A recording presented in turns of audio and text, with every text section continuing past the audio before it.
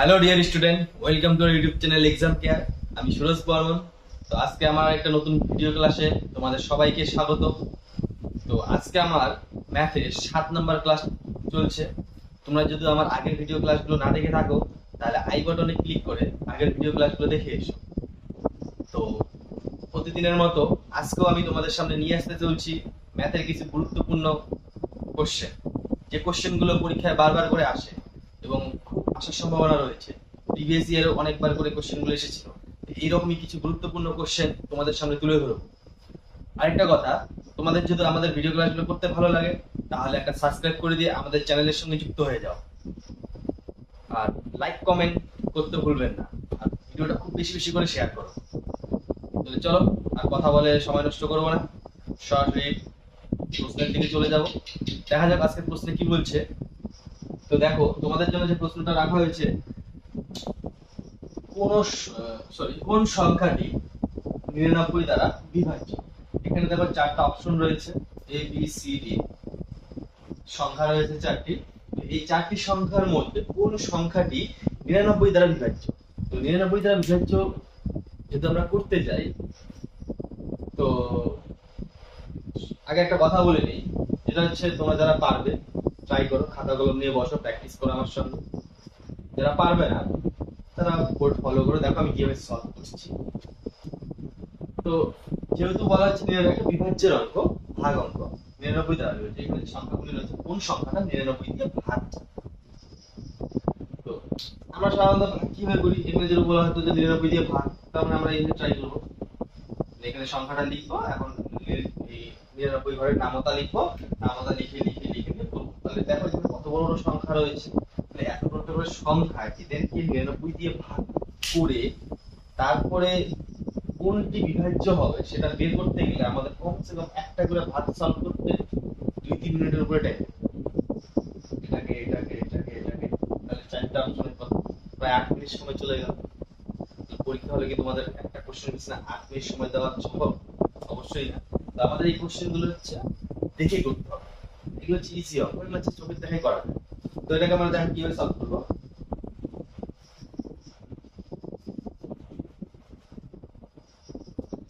তো এটাকে সলভ করতে গেলে আগে তোমাকে জানতে হবে যে 99 দ্বারা বিভাজ্যের নিয়ম কি, কোন সংখ্যাটা 99 দ্বারা বিভাজ্য এটা জানতে হবে। এটা আগে শিখতে গেলে তোমাকে এটা শিখতে হবে হচ্ছে 99 দ্বারা বিভাজ্যের নিয়মটা কি।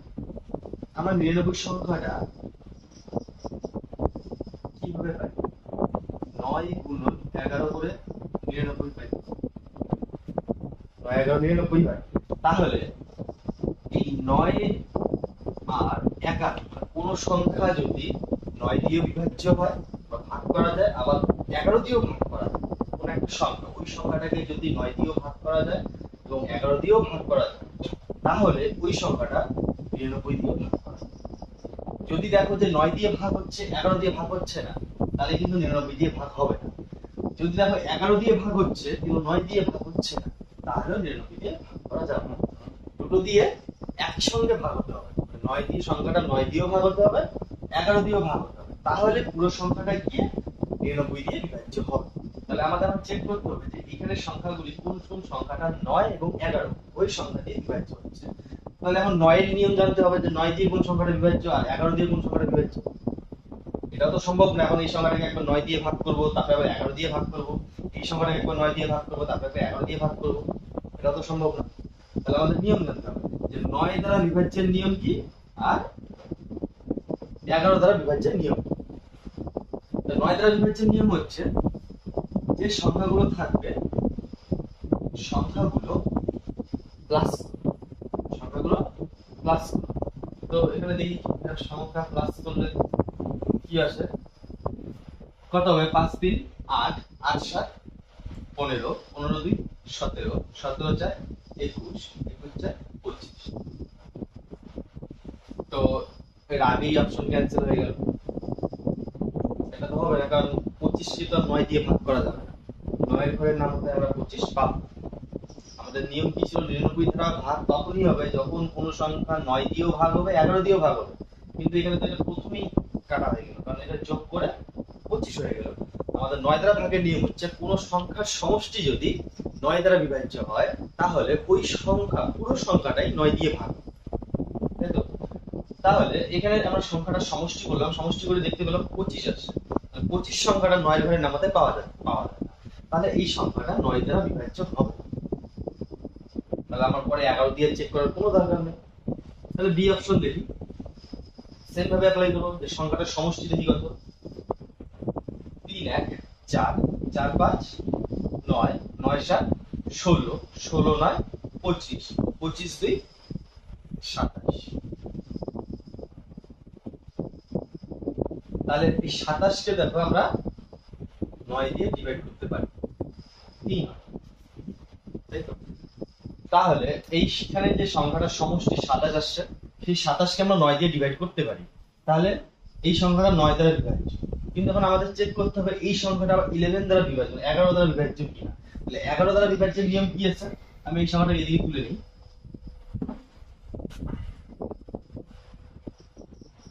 135792। 11 দ্বারা বিভাজ্যের নিয়ম হচ্ছে যে এখান থেকে শুরু করবো, এই একটা সংখ্যা, এর একটা সংখ্যা, এই একটা সংখ্যা, মানে একটা করে সংখ্যা জাম্প হয়ে যাবে। প্রথমে একটা সংখ্যা শুরু করলাম, এই 1, তারপরে 3 বার, তারপরে 5, তারপরে 7 বার, তারপরে 9। তাহলে কত আসছে? 1 5 1 5 9। এটা একটা সমষ্টি করব, যোগ। তারপরে 3 7 2, 3 7 2। এটা একটা সমষ্টি, এটা একটা সমষ্টি। প্রথমে একটা সংখ্যা ধরবো, একটা বাদ দিয়ে একটা, একটা বাদ দিয়ে আরেকটা দিব সমষ্টি। তারপরে যেটা করে বাদ দিয়ে দেওয়া হয়েছে ওই সংখ্যাগুলো দিব, এই সমষ্টি করব, সমষ্টির অন্তর্ফল বিয়োগ করতে হবে। তাহলে এটা যদি আমরা যোগ করি কত হবে? 5 আর 6 9 6 15 বিয়োগ 7 3 10 আর 10 2 12 বিয়োগ করলে কত আসছে? 3। আমরা 3 কে 11 দিয়ে ভাগ করতে পারবো। 11 দ্বারা বিভাজ্যের নিয়মই হচ্ছে এটা, যে সংখ্যাটা দেওয়া থাকবে সেই সংখ্যাটা একটা প্রথম সংখ্যা থেকে শুরু করব, তারপর একটা বাদ দিয়ে, তারপর একটা, তারপর একটা বাদ দিয়ে, তারপর একটা, এইভাবে নিয়ে তার সমষ্টি। তারপরে কি করে যে সংখ্যাগুলো বাদ দিলাম সেগুলোর সমষ্টি করে অন্তর বের করবো, বিয়োগফল। বিয়োগফলটা যদি 0 আর 11 দ্বারা ভাগ হয়, মানে বিয়োগফলটা যদি 0 11 দ্বারা ভাগ হয় বা 0 আসে, 0 তো হবেই ভাগ। বিয়োগফলটা যদি 0 আসে তাহলে 11 দিয়ে ভাগ হবে। আর বিয়োগফল যদি পূর্ণ সংখ্যা আসে, যে সংখ্যায় আসুক না কেন, সেই সংখ্যাটা যদি 11 দিয়ে ভাগ হয় তাহলে ওই পুরো সংখ্যাটা 11 দিয়ে ভাগ হবে। তাহলে আমরা এখানে দেখতে পাচ্ছি বিয়োগফল 3 আসছে, 0 তো আসেনি, তো 3 আসছে। 3 কে তো আমরা 11 দিয়ে ভাগ করতে পারবো না, তাহলে এই অপশনটা আর হচ্ছে। কারণ এখানে এই অপশনটা দেখো, যোগফল 27 9 দিয়ে ভাগ হচ্ছে, কিন্তু 11 দিয়ে ভাগ হচ্ছে। 99 দ্বারা বিভাজ্যের নিয়ম হচ্ছে 9 দিয়েও ভাগ হতে হবে, 11 দিয়েও ভাগ হতে হবে। কিন্তু এখানে 9 দিয়ে ভাগ হচ্ছে, 11 দ্বারা ভাগ হচ্ছে না। এই জন্য এই অপশনটা হচ্ছে। দুটো সংখ্যা 9 আর 11 দিয়ে একই সাথে ডিভাইড হচ্ছে। তাহলে পরের অপশনটা চেক করি, সি। এখানে দেখো 9 1 10 10 3 13 13 4 17 17 6 23 23 4 27 27/9। তো এখানে দেখো যোগফল 27 আসছে। সেম 27 কে আমরা যদি এখন 9 দিয়ে ভাগ করি 3 আসে, মানে সি নাম্বার অপশনটা দেখো 9 দিয়ে ভাগ হচ্ছে। তার মানে আমরা বলে দিতে পারি না যে 99 দিয়ে এই সংখ্যাটা ভাগ হবে। কেন? আমাদের আরো একবার চেক করতে হবে, সংখ্যাটা সমষ্টি 27 9 দিয়ে ভাগ হচ্ছে, ঠিক আছে। এখন আমাদের আরেকটা অপশন দেখতে হবে যে 11 দিয়ে ভাগ হচ্ছে কি। তাহলে 11 দিয়ে ভাগের নিয়ম কি? সংখ্যাটা লিখে নেই 19346 তো প্রথম থেকে ধরবো, একটা বাদ দিয়ে আরেকটা, একটা বাদ দিয়ে আরেকটা, সেই সংখ্যাগুলোর সমষ্টি। তাহলে 1 যোগ 3 যোগ 6, সেখান থেকে বিয়োগ করবো যেগুলো বাদ দিলাম, 9 যোগ 4 যোগ 4 9 4 4। তাহলে এদিকে যোগ করে কত আসছে? 3 1 4 6 4 10 বিয়োগ এদিকে যোগ করে কত আসছে? 4 4 8 8 9 17, মানে -7। এটাও দেখো, প্রথমে সংখ্যাটা প্লাস করলাম সমষ্টি বের করে, সংখ্যাগুলোর যে ডিজিটগুলো আছে সেই ডিজিটগুলো সমষ্টি করলাম, সমষ্টি 27 আসছে। 27 কে 9 দিয়ে ডিভাইড হয়, এর থেকে আমরা বলে দিতে পারি না যে পুরো সংখ্যাটা নিরানব্বই দ্বারা বিভাজ্য, কারণ আমাদের আরো একটা অপশন চেক করতে হবে, দেখতে হবে কি অপশনটা, সেটা হচ্ছে আমাদের 11 দিয়ে ডিভাইড হতে হবে।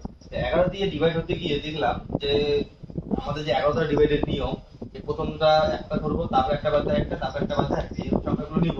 তো প্রথমে 1 3 6 সংখ্যাটা সমষ্টি করলাম 10, তারপরে হচ্ছে 9 4 4 সংখ্যা সমষ্টি করলাম 17, তো দুটো বিয়োগ করলাম, অন্তরফল আসলো -7। তো -7 তো 11 দ্বারা বিভাজ্য না, এই জন্য অপশন সি ও আর হচ্ছে। এবার ডি অপশনটা চেক করি। ডি অপশনটা কি হচ্ছে, 1 1 2 2 4 2 6 3 9 9 4 13 5 18 18/9। দেখো 18 কে আমরা 9 দিয়ে ডিভাইড করতে পারি, 9 এর নামতে আমরা 18 পাই, 9 দুগুণ 18 2। এই অপশনটাও দেখো যে সংখ্যাগুলো যে রয়েছে, ডিজিটগুলো যে রয়েছে, সেই ডিজিটের সমষ্টি 18 আসছে। 18 কে আমরা 9 দিয়ে ডিভাইড করতে পারি, 2 আসে। এবার এর থেকেও বলে দিতে পারি না যে পুরো সংখ্যাটা 99 দ্বারা বিভাজ্য বা 99 দ্বারা বিভাজ্য, কারণ আমাদের আরো একবার চেক করতে হবে কতটা, 11টা। তাহলে 11 দ্বারা বিভাজ্যের নিয়ম কি সেই হিসেবে আমরা সাজিয়ে নিই। তো প্রথমে কত 1, তারপরে প্লাস 4 প্লাস 4 1 4 4 মাইনাস, তারপরে কত নিব 1 3 5 1 3 5। তাহলে কত হবে 4 4 8 আর 9 বিয়োগ 5 3 8 আর 1 9। এখানে দেখো, এখানে যে সংখ্যাটা রয়েছে 11 দ্বারা যে 11 দ্বারা ভাগের যে নিয়ম সেই হিসেবে সাজালে আমার অন্তরফল আসে 0। আর 11 দ্বারা বিভাজ্যের নিয়মই রয়েছে যে এইভাবে সাজিয়ে যদি অন্তরফল বা বিয়োগফল যদি 0 আসে, তাহলে সংখ্যাটা 11 দ্বারা বিভাজ্য হবে। কোনো সংখ্যা 11 দ্বারা বিভাজ্য, 0 আসুক হয় 0 আসবে, না এমন সংখ্যা আসবে যেটা 11 দ্বারা বিভাজ্য। কিন্তু এমন কোনো সংখ্যা যেটা 11 দ্বারা ভাগ হচ্ছে না, তাহলে ওই সংখ্যাটা 11 দ্বারা বিভাজ্য হবে না, 11 দ্বারা বিভাজ্য হবে না। সংখ্যা হতে হবে হয় 0, অন্তর্ফল আসতে হবে হয় 0, বা এমন সংখ্যা যে সংখ্যাটা 11 দ্বারা বিভাজ্য, তাহলে ওই সংখ্যাটাও 11 দ্বারা বিভাজ্য হয়। তাহলে আমাদের এখানে দেখো এই সংখ্যাটা 9 দ্বারাও ভাগ হচ্ছে, 11 দ্বারাও ভাগ হচ্ছে। তাহলে আমরা বলতে পারি অপশন ডি যেটা রয়েছে, পুরো সংখ্যাটা 99 দ্বারা বিভাজ্য। আশা করি সবাই বুঝতে পেরেছো। তো তোমরা হয়তো ভাবছো যে ভিডিওটা অনেক লেন্থ হয়ে গেল, মানে যত ক্যালকুলেশন করা হলো, আমাদের পরীক্ষার হলেও বসে এতটা ক্যালকুলেশন করতে হবে, এতটা ভাবতে হবে। তো তোমরা যদি প্র্যাকটিস করো এই যে ক্যালকুলেশন গুলো, যতটা টাইম লাগবে এতটা টাইম লাগবে, কয়েক সেকেন্ডে হয়ে যায়। জাস্ট সংখ্যা দেখবো, যোগ করবো, বাস 9 দিয়ে ভাগ 9 নামাতে আসে, সংখ্যাগুলো দেখবো, যোগ করবো, সংখ্যাগুলো দেখবো, যোগ করবো, শেষ। এটাই নিয়ম, এর থেকে শর্ট হয় না। কারণ এটা আমি তোমাদেরকে বোঝানোর জন্য এতটা ডিটেলসে বললাম, লিখলাম। যখন আমরা প্র্যাকটিস করবো বা পরীক্ষা হলে বসে করবো, তখন তো এক কথা তো, বা এখন যেমন এক কথা বারবার বলতে হচ্ছে, বারবার অপশন গুলো দেখতে হচ্ছে, তখন তো এত দেখার ব্যাপার থাকবে না, আর এত ক্যালকুলেশন করার ব্যাপার থাকবে না, সব মুখে মুখে হয়ে যাবে। তো প্র্যাকটিসের উপর নির্ভর করবে, তোমরা যত প্র্যাকটিস করবে এত ক্যালকুলেশন সব শর্ট হয়ে যাবে, কয়েক সেকেন্ডের মতো। চলো পরবর্তী অঙ্কের দিকে যাবো। তো পরবর্তী প্রশ্ন দেখো, তো পরবর্তী প্রশ্নটা কি বলছে, এটা একটা গসাগু লসাগুর অঙ্ক। দুটি সংখ্যার অনুপাত 6:13 এবং লসাগু 468 হলে গসাগু কত? তো অপশন দেখো 12 8 6 4। তো তোমরা ট্রাই করো, দেখো তোমাদের অ্যান্সারটা এই অপশনের মধ্যে আসছে কিনা। আর যারা পারবে না, বোর্ড ফলো করো কিভাবে করতে হয়। দেখো এটা ইজি অঙ্ক, গসাগু আর লসাগু সংখ্যার অনুপাত দেওয়া রয়েছে আর লসাগু দেওয়া রয়েছে। গসাগু তো গসাগু বের করার একটা সূত্র রয়েছে, গসাগু বের করার একটা সূত্র রয়েছে। কি সূত্র? সূত্রটা হচ্ছে যে লসাগু দেওয়া রয়েছে, লসাগু দেওয়া রয়েছে, সেটাকে আমরা যে সংখ্যা দুটির যে অনুপাত রয়েছে সেই অনুপাতটা যে দেওয়া রয়েছে সেই অনুপাতে গুণফল দিয়ে ভাগ করে দেব।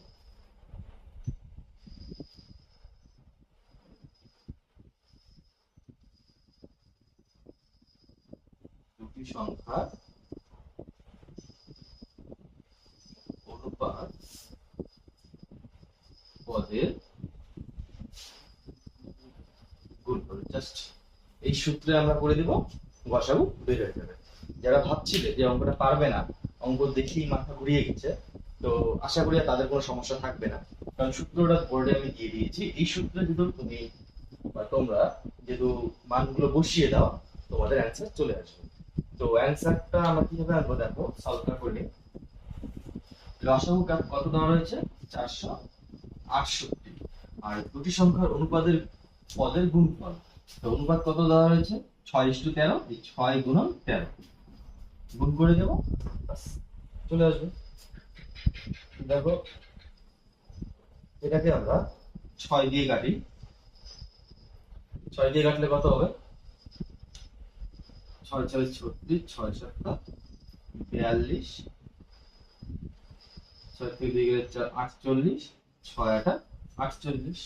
এবার 13 দিয়ে 78 কেটে দেব, কত হবে? 6। ছোট লসাগু কত আসছে? 6। তাহলে আমাদের অপশন দেখো সি, 6 ইজ কারেক্ট অ্যান্সার। যারা নিজেরা ট্রাই করেছো তাদের অ্যান্সারটা অবশ্যই অপশন সি হবে, 6। তাহলে চলো পরবর্তী প্রশ্নের দিকে এগোবো। তো পরবর্তী প্রশ্ন দেখো বোর্ডে দিয়ে দেওয়া হয়েছে। প্রশ্নটা কি রয়েছে? প্রশ্নটা হচ্ছে এ বি সি একটি কাজ পৃথকভাবে, মানে তারা আলাদা আলাদা ভাবে যদি কোনো একটা কাজ করে, সেই কাজটা 10 দিন, 12 দিন, 15 দিনে শেষ করে। এ যদি কাজ করে সে 10 দিনে শেষ করতে পারে, বি যদি করে সে 12 দিনে শেষ করে, সি যদি করে সে 15 দিনে কাজটা শেষ করতে পারে।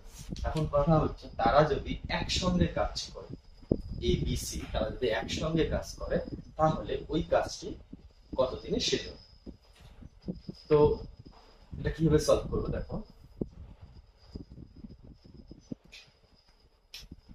সেম মেথডে করবো, এলসিএম করে আমরা অঙ্কটা সলভ করবো। তো তোমরা যারা অঙ্কটা দেখে তোমাদের যাদের মাথা ঘুরে যাচ্ছে, একদম ইজি মেথড, ইজি ট্রিক, সেই ট্রিক্সে আমরা অঙ্কটা করবো। আশা করি তোমরা সবাই বুঝতে পারবে। আর যারা অঙ্কটা পারবে, যারা অঙ্কটা দেখে বুঝতে পারছো যে তোমরা নিজেরাই করতে পারবে, তারা নিজেরা সলভ করো, দেখো তোমাদের অপশন কি আসে। দেখো সলভ করছি, এ বি সি লিখে নিলাম। তো এ একটি কাজ কয়দিনে করে? 10 দিনে করে। বি একটি কাজ 12 দিনে করে। সি ওই কাজটা 15 দিনে করে। তো আমরা এলসিএম করবো 10 12 15।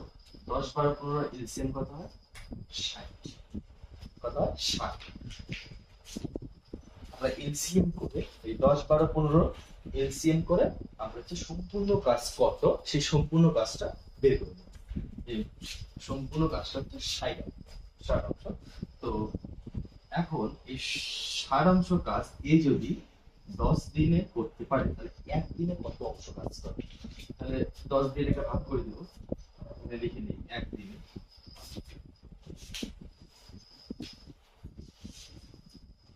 কাজ করে। তো সম্পূর্ণ কাজ যদি 60 হয়, তাহলে এ এই কাজটা 10 দিনে করতে পারে, তাহলে একদিনে কতটুকু করে? একদিনে 6 করে। বি একদিনে কতটুকু করে? বি একদিনে 5 করে। সি একদিনে কত করে? সি একদিনে 4। তারা আলাদা আলাদা ভাবে যদি কাজ করে, এ একদিনে 6 অংশ কাজ করতে পারে, বি একদিনে 5 অংশ কাজ করতে পারে, সি একদিনে 4 অংশ কাজ করতে পারে। আমরা এটা বের করলাম কিভাবে? এই সম্পূর্ণ কাজটা যে এলসিএম করে বের করলাম, সেই সম্পূর্ণ কাজটাকে তাদের এর যে সময়টা দিয়ে ভাগ করে দিলাম, বি এর সময় দিয়ে ভাগ করে দিলাম, সি এর সময় দিয়ে ভাগ করে দিলাম, ভাগ করে দিলে একদিনে তারা কতটুকু কাজ করে সেটা বের হয়ে আসে। তো আমাদের এখন প্রশ্ন কি করছে? প্রশ্নে বলছে যে একসাথে তারা যদি কাজ করে তাহলে কাজটা কত দিনে শেষ হবে। তাহলে আমাদের এখন দেখতে হবে তারা যদি একসাথে কাজটা করে তাহলে একদিনে টোটাল কতটুকু কাজ করে। তাহলে এটা যোগ করে দিব, কত হবে? 6 4 10 15।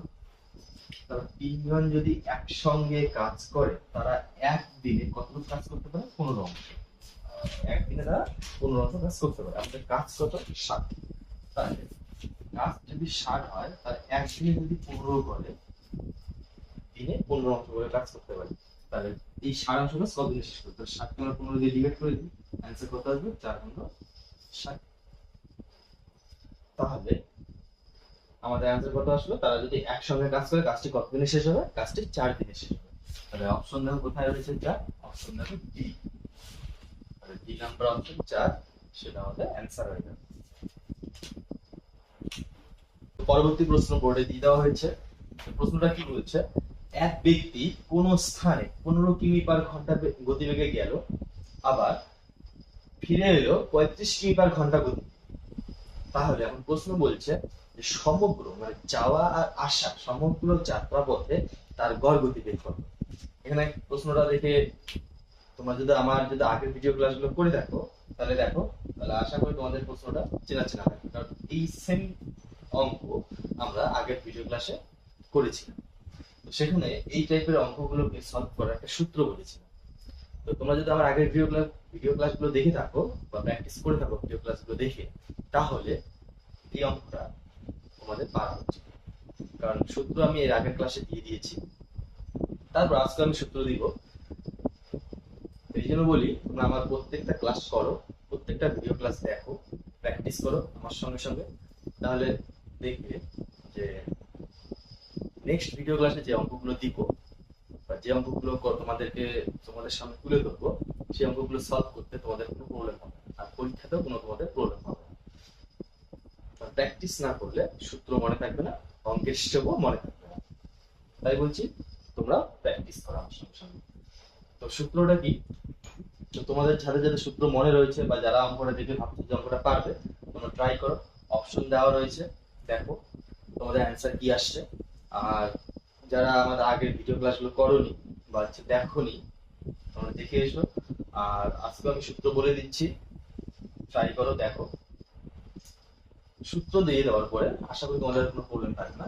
অঙ্ক দেখে তোমাদের মাথায় অনেক প্রবলেম আসতে পারে, কিভাবে করবো, কিভাবে না করবো, কিভাবে অ্যান্সার আনবো, কোথা থেকে শুরু করবো। আমি যদি বোর্ডে সূত্রটা দিয়ে দিই, দেখি সব সমস্যার সমাধান হবে। সূত্রটা কি? সূত্রটা হচ্ছে এই টাইপের অঙ্কগুলোতে যখন একটা কোনো জায়গায় যাচ্ছে এত গতিবেগে আর ফিরে আসছে এত গতিবেগে, তারপরে যদি বলে যে সমগ্র যাত্রা পথে তাদের গড় গতিবেগ কত, সেই গড় গতিবেগ বের করার সূত্রটা হচ্ছে 2 into x into y, মানে 2xy by x plus 1। এটা হচ্ছে সূত্র।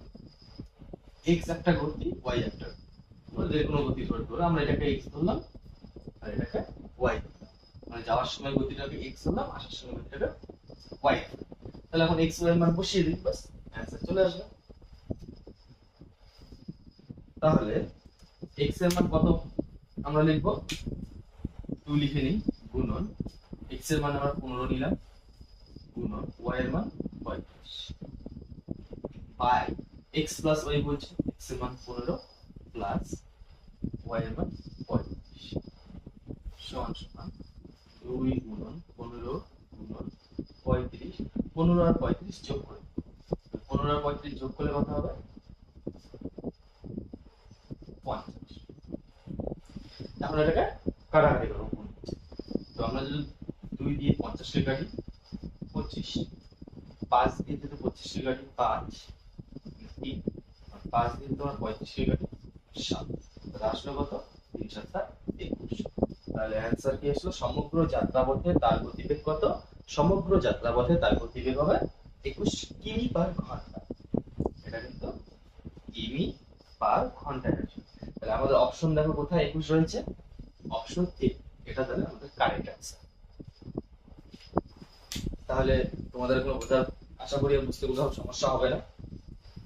জাস্ট সূত্রটা তোমাদের মনে রাখতে হবে, যে যখন গড় গতিবেগ যাবে তখন আমাদের এই সূত্রটা দিয়ে অঙ্কটা সলভ করতে হবে। ঠিক আছে, চলো নেক্সট অঙ্কতে। তো দেখো পরবর্তী প্রশ্ন আমরা বোর্ডে দিয়ে দিয়েছি। প্রশ্নে কি বলছে? এ ও বি দুটি পাইপ একত্রে একটি খালি চৌবাচ্চা 10 মিনিটে পূর্ণ করে। একটা খালি চৌবাচ্চা, এ একটা পাইপ, বি একটা পাইপ, দুটো একসঙ্গে চালু করে দেওয়া হলো, তারা দুজনে একসঙ্গে 10 মিনিটে ওই খালি চৌবাচ্চাটা পূর্ণ করে। তারপরে বলছে এই পাইপটা, তারপর যদি বি পাইপটা বন্ধ করে দিই, যে বি পাইপটা বন্ধ থাকে, এই পাইপটা চালু করে দিই, তাহলে ওই খালি চৌবাচ্চাটা 20 মিনিটে পূর্ণ হয়। এই পাইপটা শুধু ওই খালি চৌবাচ্চাটা 20 মিনিটে পূর্ণ করে যখন বি পাইপ বন্ধ থাকে। তারপরে বলছে যদি এ পাইপটা বন্ধ থাকতো তাহলে বি পাইপ ওই খালি চৌবাচ্চাটা কত সময় পূর্ণ করবে। এটা একটা নলার চৌবাচ্চার অঙ্ক। দেখো এটাকে আমরা কিভাবে সলভ করবো, এটা আমরা দুইভাবে সলভ করতে পারি। একটা হচ্ছে এলসিএম আর একটা হচ্ছে সূত্র। সূত্র দিয়ে যদি আমরা করি এক লাইনে অঙ্ক শেষ, আর যদি এলসিএম করি একটু স্টেপ বড় হয়। তো তোমরা যারা পারো, তোমরা যে ম্যাথডই পারো না কেন, তোমরা অঙ্কটা সলভ করো। দেখো অপশন দেওয়া রয়েছে 10, 20, 30, 40। তো দেখো কোনটা অ্যান্সার আসছে তোমাদের। আর যারা পারছো না বা পারবে না তারা বোর্ড ফলো করো। দেখো দুটো ট্রিক্স আমি তোমাদের দেখাবো, আশা করি কোনো সমস্যা থাকবে না এই টাইপের অঙ্কগুলো নিয়ে।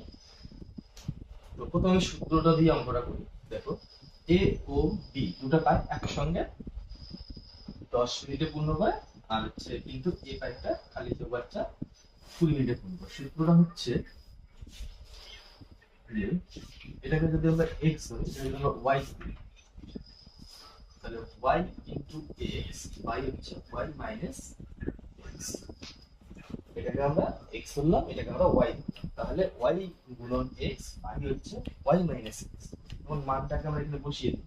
তাহলে y গুণন x করলে 20 গুণন 10 y হচ্ছে 20 মাইনাস 10 সমান সমান 200 বাই 10, 10 দিয়ে 200 কাটলে 20। তাহলে আমাদের অ্যান্সার কত আসছে?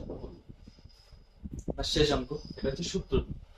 এখন যদি ভাবো যে আমরা এলসিএম মেথডে করবো, সূত্র মনে নেই, এলসিএম মেথডে করবো। তো এলসিএম মেথডে কিভাবে করবো, দেখো এটা একটা পার্ট গেল, আরেকটা পার্ট দেখাচ্ছি। যে এ প্লাস বি দুটো পার্ট একসঙ্গে কাজ করছে, কত মিনিটে পূর্ণ করছে? 10 মিনিটে পূর্ণ করছে। এবার এ পাইপটা শুধু একা কাজ করছে, সে 20 মিনিটে পূর্ণ করছে। আর তোমাকে প্রশ্ন করছে যে বি পাইপটা কত মিনিটে পূর্ণ করবে। তো আমরা এই যে 10 মিনিটে আর 20 মিনিটে পূর্ণ করছে, এটাকে আমরা এলসিএম করব। এলসিএম করে টোটাল কতটুকু জল পূর্ণ করছে সেটা বের করে নিব। 10 আর 20 লসগু কত হবে? 20। আর টোটাল যে চৌবাচ্চাটা রয়েছে সেই চৌবাচ্চা 20 অংশ জল পূর্ণ হচ্ছে 20। তাহলে এ যখন একা কাজ করে সেই 20 অংশ জল পূর্ণ করতে তার 20 মিনিট সময় লাগে। তাহলে সে 1 মিনিটে কত অংশ জল পূর্ণ করছে? 1 মিনিটে সে 1 অংশ জল পূর্ণ করছে। আর এই এ আর বি যখন দুজন একসঙ্গে কাজ করে সে 10 মিনিটে ওই চৌবাচ্চাটা পূর্ণ করছে। তাহলে সে 1 মিনিটে কতটুকু কাজ করছে? 1 মিনিটে সে 1 অংশ কাজ করছে। মানে তাহলে দুইজন যখন একসঙ্গে, সরি আমার ভুল হচ্ছে, 2 হবে, কারণ 10 দিয়ে আমরা 20 কে ভাগ করি 2 হবে, 10 দুগুণ 20 হয়। তো এ আর বি দুইজন যখন একসঙ্গে কাজ করে তারা এই 20 অংশ জল পূর্ণ করতে তাদের 10 মিনিট সময় লাগে। তারা 1 মিনিটে কত অংশ জল পূর্ণ করছে? 1 মিনিটে 2 অংশ জল পূর্ণ করছে। তাহলে এখানে আমরা এ বের করে নিচ্ছি। দেখো এ যদি একা কাজ করে সে 1 মিনিটে 1 অংশ জল পূর্ণ করে। এ যখন একা কাজ করে সে 1 মিনিটে 1 অংশ জল পূর্ণ করে। সে 20 মিনিটে 20 অংশ জল পূর্ণ করলে 1 মিনিটে 1 অংশ কাজ করে। তাহলে এখানে এ প্লাস বি তারা 1 মিনিটে দুইজনে একসঙ্গে 2 অংশ জল পূর্ণ করে। তাহলে এ যদি 1 হয়ে থাকে, এ যদি 1 হয়ে থাকে তাহলে বি কত? 1। মানে 1 মিনিটে তারা দুইজন 2 অংশ জল পূর্ণ করে। দুইজন একসাথে 1 মিনিটে তারা দুইজনে একসাথে 2 অংশ জল পূর্ণ করে। আমরা এখানে আলাদাভাবে বের করে নিয়েছি এখান থেকে যে এ একা 1 মিনিটে 1 অংশ জল পূর্ণ করে থাকে। তাহলে তারা দুইজনে যদি একসঙ্গে 2 অংশ জল পূর্ণ করে 1 মিনিটে, এ যদি একা 1 হয় তাহলে বি কত? 1। তাহলে বি যদি একা 1 মিনিটে 1 অংশ জল পূর্ণ করে, বি একা 1 মিনিটে 1 অংশ জল পূর্ণ করে, তাহলে 20 অংশ জল পূর্ণ করতে বি কত সময় লাগবে? 1 দিয়ে আমরা এই 20 কে ডিভাইড করে দিই, বলে বেরিয়ে যাবে। তাহলে 1 দিয়ে 20 কে ডিভাইড করলে কত হবে? 20 হবে। তাহলে বি যদি একা 1 মিনিটে 1 অংশ জল পূর্ণ করে, তাহলে 20 অংশ জল পূর্ণ করতে বি এর কত সময় লাগবে? 20 মিনিট। শেষ। এটা হচ্ছে সূত্র দিয়ে, এটা হচ্ছে এলসিএম। আশা করি এই টাইপের অঙ্ক নিয়ে তোমাদের কোনো সমস্যা থাকবে না। আমি দুটো মেথডই তোমাদের দেখিয়ে দিলাম, যাদের অঙ্ক নিয়ে এই টাইপের অঙ্ক নিয়ে তোমাদের যাদের প্রবলেম ছিল, সলভ দেখার পরে আমার সঙ্গে তোমরা প্র্যাকটিস করার পরে আশা করি এই টাইপের অঙ্ক নিয়ে তোমাদের আর কোনো প্রবলেম হবে না। তো তোমরা প্র্যাকটিস করো। দেখো তাহলে আমাদের অপশন দেখো 20, তাহলে অপশন দেখো বি, এই অপশনটা কারেক্ট। ঠিক আছে, পরবর্তী প্রশ্নের দিকে তাহলে দেখো, পরবর্তী প্রশ্ন আমরা বোর্ডে দিয়ে দিয়েছি। প্রশ্নে কি বলছে যে ঘন্টায় 60 কিমি বেগে ধাবমান একটি ট্রেন 18 সেকেন্ডে একটি সেতু অতিক্রম করে। তারপরে বলছে যে ট্রেনের দৈর্ঘ্য 175 মিটার হলে সেতুর দৈর্ঘ্য কত। তো এটা একটা ট্রেন আর হচ্ছে দূরত্ব সংক্রান্ত অঙ্ক। এই টাইপের অঙ্কগুলো তোমরা দেখবে, শুধু এই টাইপের না, যে টাইপের অঙ্কগুলো আমরা করাচ্ছি এই টাইপের অঙ্ক তোমার পরীক্ষায় দেখবে দুটো একটা করে থাকবে, দুটো তো পাবে। তো এই জন্য বলছি তোমরা খাতা কলম নিয়ে বসো, আমার সঙ্গে অঙ্কগুলো প্র্যাকটিস করো, তোমাদের অনেক সুবিধা হবে।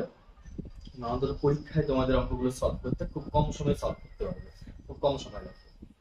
তো এই অঙ্কটা আমরা কিভাবে সলভ করবো, কি বলছে 60 কিমি বেগে একটা ধাবমান ট্রেন, মানে ট্রেনটার গতিবেগ হচ্ছে 60 কিলোমিটার পার আওয়ার। এই গতিবেগে যদি চায় তাহলে সেই ট্রেনটা একটা সেতু 18 সেকেন্ডে সেতু অতিক্রম করতে পারে।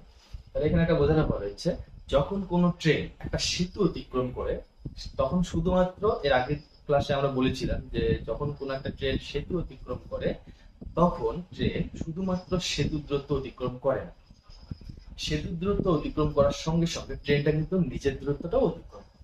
যতক্ষণ পর্যন্ত না ট্রেনটা পুরো নিজের দূরত্ব অতিক্রম করছে ততক্ষণ পর্যন্ত আমরা বলতে পারি না যে ট্রেনটা সেতু অতিক্রম করল। আর যখন কোনো ট্রেন কোনো ল্যাম্প পোস্ট বা কোনো খুঁটি অতিক্রম করে তখন কিন্তু শুধুমাত্র ট্রেনটা নিজের দূরত্ব অতিক্রম করে।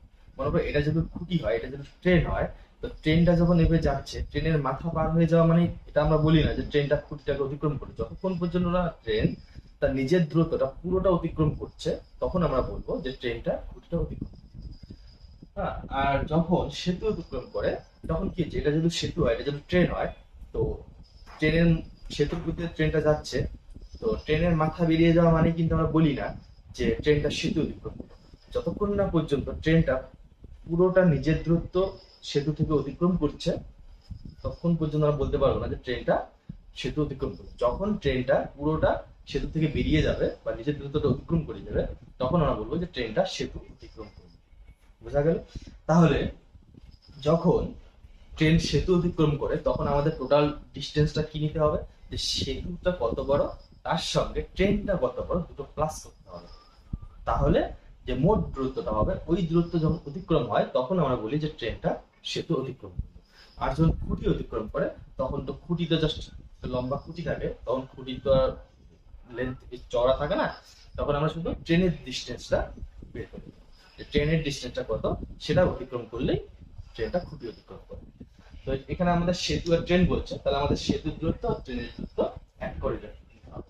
তো আমাদের সেতুর দূরত্বটাই বের করতে হবে, শুধুমাত্র ট্রেনের দূরত্বটা দেওয়া রয়েছে। তো সেতুর দূরত্ব যেহেতু বের করতে হবে, তো আমরা যে দূরত্বটা বের করবো সেই দূরত্বে 18 সেকেন্ডে ট্রেনটা কত দূর যাচ্ছে, 18 সেকেন্ডে ট্রেনটা যতদূর যায় সেই দূরত্বটা, ওই দূরত্বটা যে যাচ্ছে ওই দূরত্বের মধ্যে কি থাকছে, যে সেতু আর ট্রেন, সেতু আর ট্রেন কিন্তু ওখানে এক থাকবে।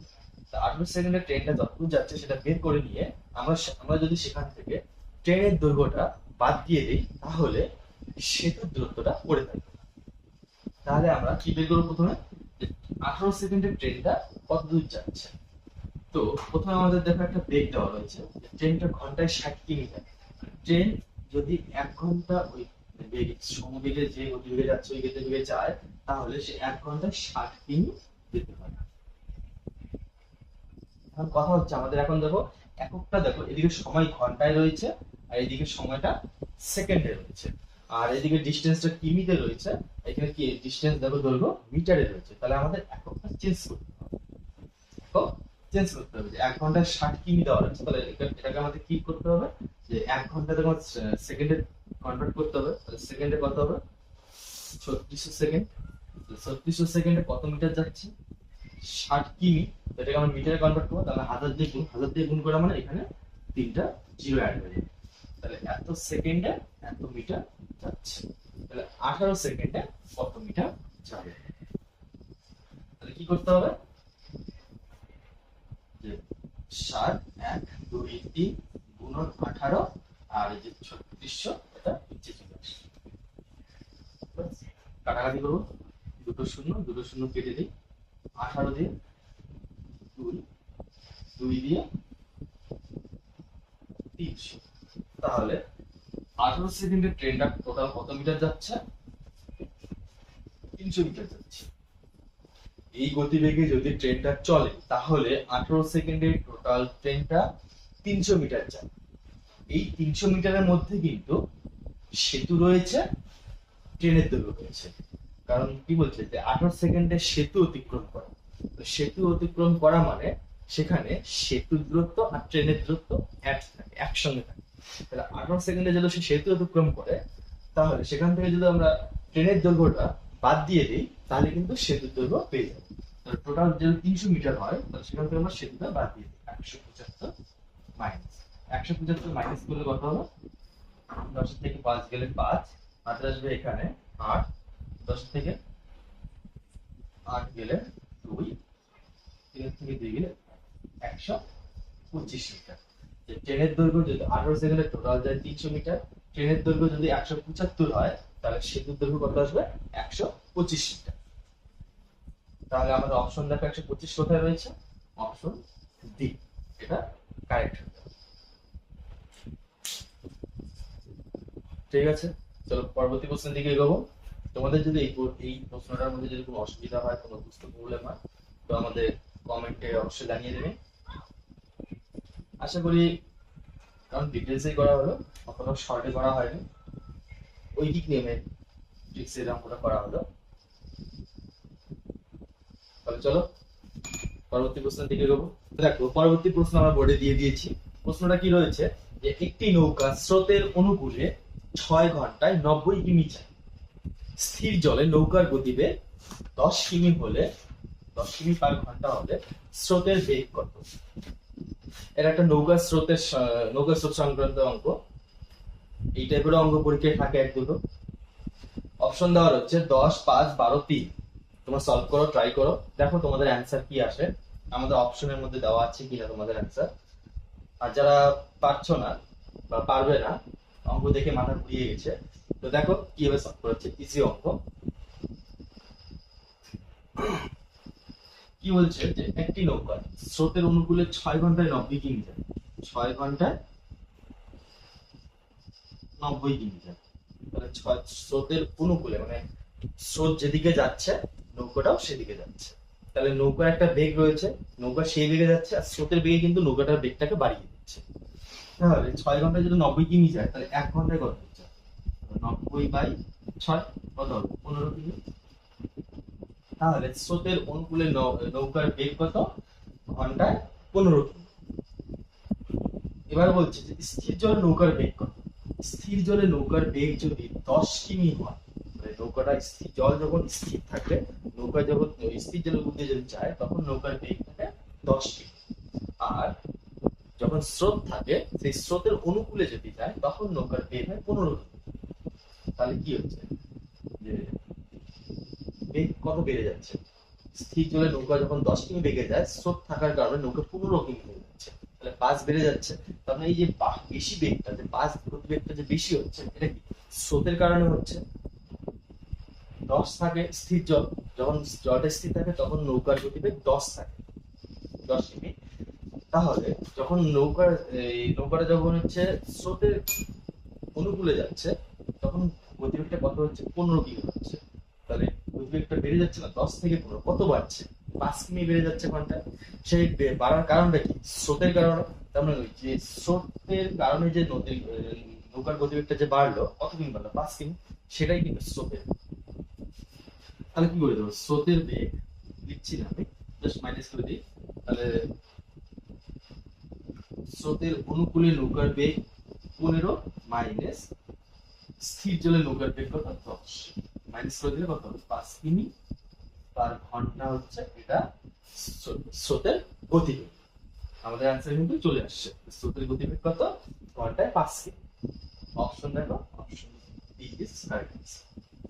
তো তোমরা যারা সলভ করলে নিজেরা, তাদের অ্যান্সার অবশ্যই 5 কিমি পার ঘন্টা হবে।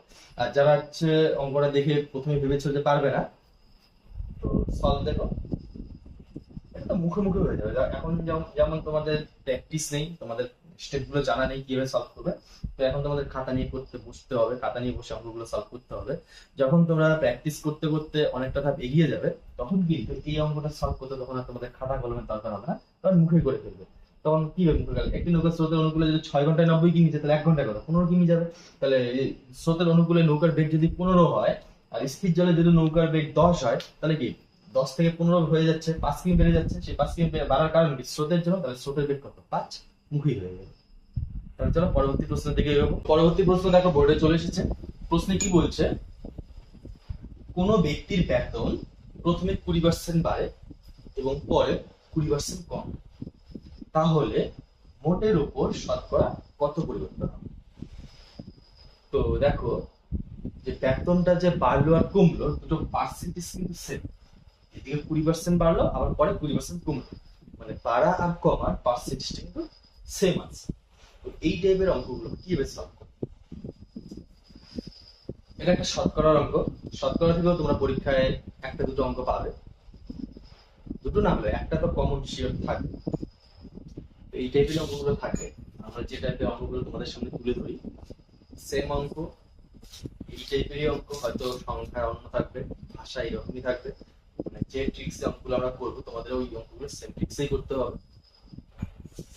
তো দেখো কিভাবে সলভ, তোমরা যারা পারো বলবো তোমরা অবশ্যই ট্রাই করো, সলভ করো, চেষ্টা করো, দেখো তোমাদের অ্যান্সারটা আসে কিনা, আমাদের অপশনে দেওয়া রয়েছে।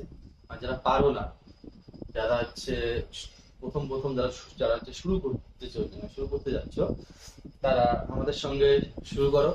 আমরা ডেইলি তোমাদের সামনে এরকম কিছু গুরুত্বপূর্ণ অঙ্ক নিয়ে আসি, তোমরা খাতা কলম নিয়ে বসো, আমাদের সঙ্গে প্র্যাকটিস করো, তো দেখবে অঙ্ক নিয়ে কোনো সমস্যা থাকবে না। তো তাহলে এটাকে কিভাবে সলভ করবো, কি বললাম যে যখন বাড়া আর কমা দুটোরই যেহেতু পার্সেন্টেজ সেম থাকে, তো এই অঙ্কটা কিভাবে সলভ করবো? x² / 100, এটা হচ্ছে সূত্র। এখানে x কি? এটাই দুটো 20%, এটাই x, এটাই মানে x এর মানটা দুটো সমান থাকবে। 20% বাড়ে 20% কম, তাহলে x² / 100 সমান কত হবে? x² এর মান কত? x এর মান 20, আর x² আর নিচে হচ্ছে 100। 20² কত হবে? 400/100, কেটে দিলে 4 সমান সমান। তাহলে মোটের উপর শতকরা কত পরিবর্তন হবে? মোটের উপর শতকরা 4 পরিবর্তন হবে। তাহলে আমাদের অপশন দেখো, এই ইজ কারেক্ট। জাস্ট খালি এই সূত্রটা মনে রাখবে, যখন